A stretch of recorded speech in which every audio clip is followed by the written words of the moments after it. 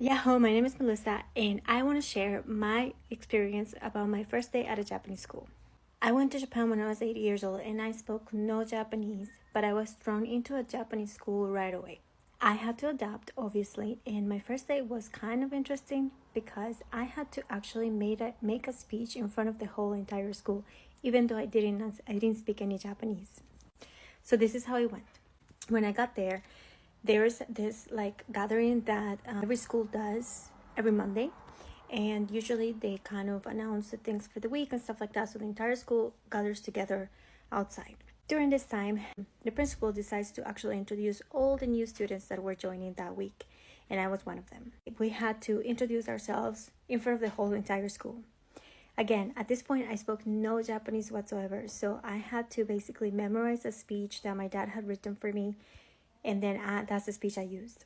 To this point, I don't remember the speech that I did because, to be honest, I just memorized the sounds. But I'm sure it was something like, はじめまして、こんにちは、メリッサです。よろしくお願いします。コロンビアから来ました。Something like that. Now I speak Japanese, so I can say it with no problem, but back then I had no idea what I was saying.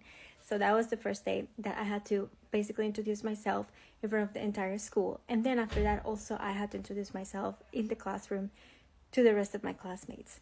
I was the only foreigner in the whole entire school, so everyone was super intrigued on how I looked, my curly hair, my freckles, and I was actually pretty chubby back then, so I was kind of like the only chubby person in the entire school.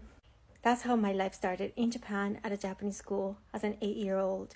And I am sharing all my story and my experiences, everything that I learned about Japan, Japanese culture, and growing up in Japan. If you're interested, follow along, and yeah, I'm gonna share all my stories, so thanks for listening.